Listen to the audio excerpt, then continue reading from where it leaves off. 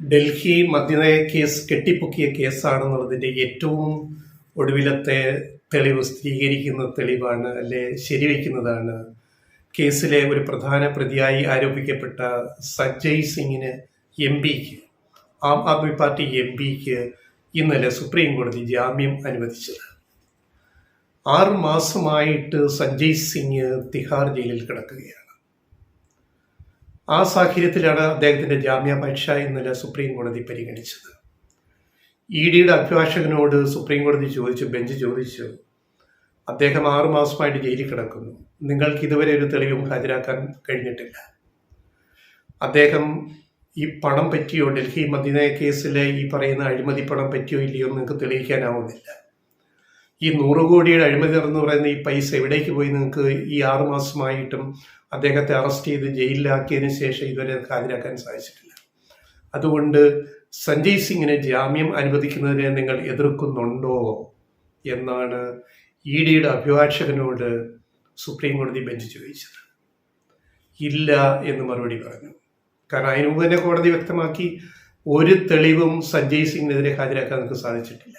പിന്നെ എന്തിന് അദ്ദേഹത്തെ ജയിലിലിടുന്നു? അവിടെ സുപ്രീം കോടതി അല്ലെങ്കിൽ ഏകപക്ഷീയമായിട്ട് ജാമ്യം അനുവദിക്കേണ്ടി വരും. അത് ഈ കേസിനെ മറ്റു രൂപത്തിൽ ബാധിക്കാം എന്നതുകൊണ്ട് നിങ്ങളുടെ അഭിപ്രായം എന്താണ്? അപ്പോൾ ഡി പറഞ്ഞു, ജാമ്യത്തെ ഞങ്ങൾ എതിർക്കുന്നില്ല. എങ്ങനെയുണ്ട്? കെട്ടിപ്പൊക്കിയ ഈ കേസിലാണ് മറ്റുള്ളവരും ജയിലിൽ കിടക്കുന്നത്. ഡൽഹി ഉപമുഖ്യമന്ത്രിയായിരുന്ന സിസോദിയ, ഇപ്പം അറസ്റ്റ് ചെയ്യപ്പെട്ട മുഖ്യമന്ത്രി കേജ്രിവാൾ അടക്കം ജയിലിൽ കിടക്കുന്നത് ഈ ഒരു കേസിലാണ്. അപ്പോൾ ഈ കേസിൻ്റെ പോക്കിനി എങ്ങനെയാവും നമുക്ക് ഊഹിക്കാം. ഡിക്കും കേന്ദ്ര സർക്കാരിനും നരേന്ദ്രമോദി സർക്കാരിനും കനത്ത തിരിച്ചടിയായിരിക്കുകയാണ് ഈ കേസ്. അത് സുപ്രീം കോടതിയിൽ നിന്ന് തന്നെ തിരിച്ചടി കിട്ടി. ഞങ്ങൾ ഇന്നലെ ചെയ്തൊരു വീഡിയോയിൽ പറഞ്ഞിരുന്നു, വരാനിരിക്കുന്നത് നോക്കുക എന്താ സംഭവിക്കാൻ പോണേന്ന്. ഈ കേസ് കേന്ദ്ര സർക്കാരിനും ഡിക്കും കനത്ത ആഘാതമേൽപ്പിക്കും എന്ന് ഞങ്ങൾ ഇന്നലെ പറഞ്ഞതാണ്. അതിന് തൊട്ടു പിന്നാലെയാണ് സുപ്രീം കോടതി ബെഞ്ചിൻ്റെ ഈ വിധി വന്നിരിക്കുന്നത്. അപ്പോൾ ഇനി സമാനമായ ഈ കേസുകളിലെ മറ്റ് പ്രതികളുടെയും കാര്യത്തിൽ, പ്രതിപട്ടികയിൽ ആരോപിക്കപ്പെട്ട കേജ്രിവാൾ അടക്കമുള്ളവരുടെ കാര്യത്തിൽ കോടതി എന്ത് നിലപാടെടുക്കുന്നു എന്നത് പ്രധാനമാണ്.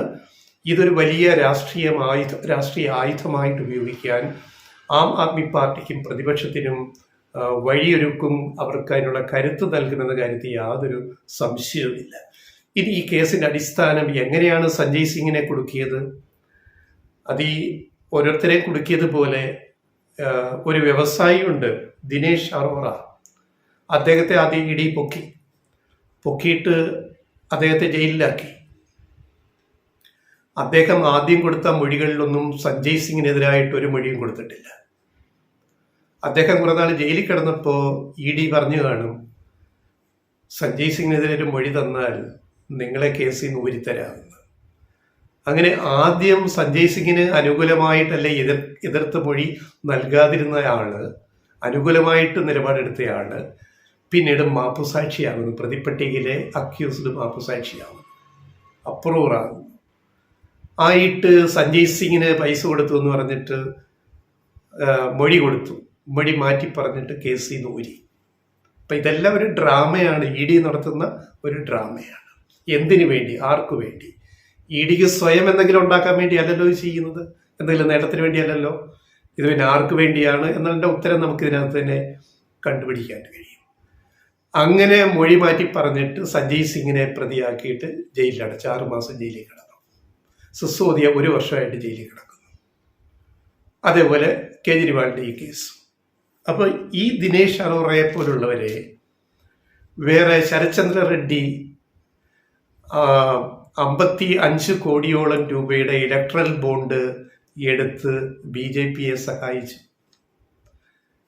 തെലങ്കാനയിലെ ഭരണകൂടത്തെ സഹായിച്ചപ്പോൾ അദ്ദേഹത്തെ കേസിൽ മൂരി, അദ്ദേഹത്തെ മാപ്പുസാക്ഷിയാക്കി.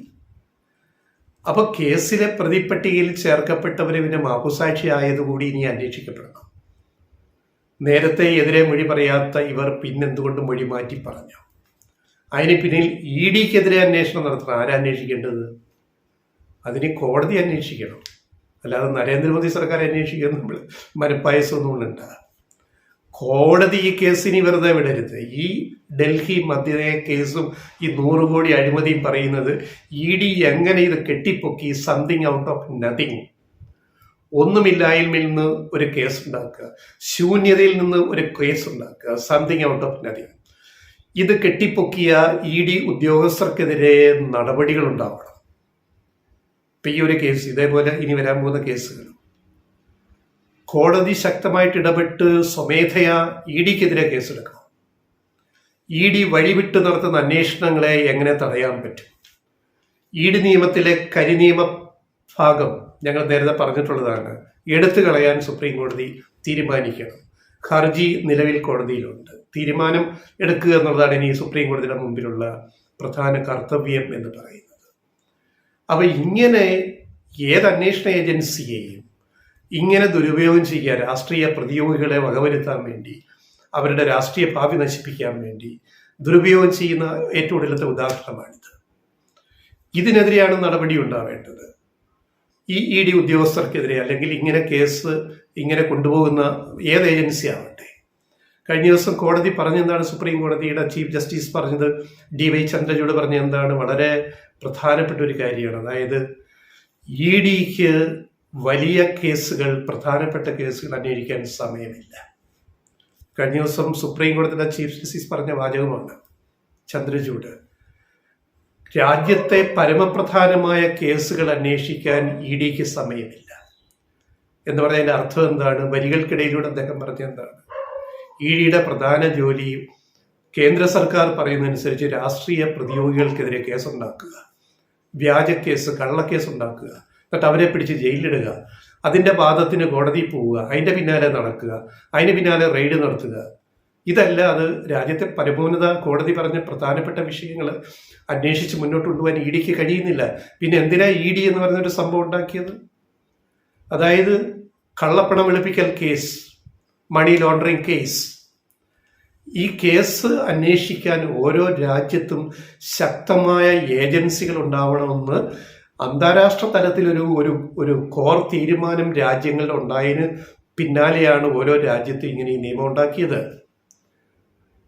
ആന്റി മണി ലോണ്ടറിങ് വകുപ്പ് വെച്ചിട്ട് നിയമം ഉണ്ടാക്കിയത് EDയുടെ. ആ വകുപ്പിലെ ആ നിയമത്തിലെ ചില വകുപ്പ് വെച്ചിട്ടാണ് രാഷ്ട്രീയ പ്രതിയോഗികളെ ഇങ്ങനെ ഒതുക്കാൻ നോക്കുന്നത്. ഒരു തവണ ഇത് സുപ്രീം കോടതി റദ്ദാക്കിയ കാര്യം ഞങ്ങൾ പറഞ്ഞാണ്, ഈ നിയമത്തിലെ നിയമം പ്രൊവിഷൻസ്. അത് വളഞ്ഞ വഴി കൂടെ വീണ്ടും മോദി സർക്കാർ കൊണ്ടുവന്ന എന്തിനാണ്? എന്നിട്ടാണ് പിന്നീട് ഡൽഹി മദ്യ കേസ് ഇപ്പൊ കെട്ടിപ്പൊക്കിക്കൊണ്ടിരിക്കുന്നത്. അപ്പം ഇതിന് പിന്നിലുള്ള ദുരുദ്ദേശം വ്യക്തമാണ്. അത് കോടതി ഇടപെട്ട് ഈ വിഷയം പരിഹരിക്കണം. ഒരു നല്ല ലക്ഷ്യത്തോടെ കൊണ്ടുവന്ന ഒരു നിയമത്തെ കരിനിയമമാക്കിയിട്ട് അത് രാഷ്ട്രീയ പ്രതിയോഗികളെ വകവരുത്താൻ ഉപയോഗിക്കുക എന്ന് പറഞ്ഞു കഴിഞ്ഞാൽ ആ നിയമത്തിന്റെ സാധുത തന്നെ അവിടെ, ഉദ്ദേശ ലക്ഷ്യം തന്നെ അവിടെ ഇല്ലാണ്ടാവുകയാണ്. അതുകൊണ്ടാണ് സുപ്രീം കോടതിയിൽ വീണ്ടും ഹർജി വന്നിരിക്കുന്നത്. അത് കോടതി എത്രയും വേഗം പരിഗണിക്കേണ്ടുന്ന അടിയന്തര പ്രാധാന്യമുള്ള ഒരു കേസാണ്. അതായത് ഒരു മുഖ്യമന്ത്രിയെ വരെ പിടിച്ച് അറസ്റ്റ് ചെയ്ത് ജയിലിലിടുക എന്ന് പറയുന്ന ഘട്ടത്തിലേക്ക് ഈ നിയമത്തെ ദുർവിനിയോഗം ചെയ്യുന്നു, ദുരുപയോഗം ചെയ്യുന്നു എന്നുള്ളൊരു വിഷയം ഇതിൻ്റെ അകത്തുണ്ട്.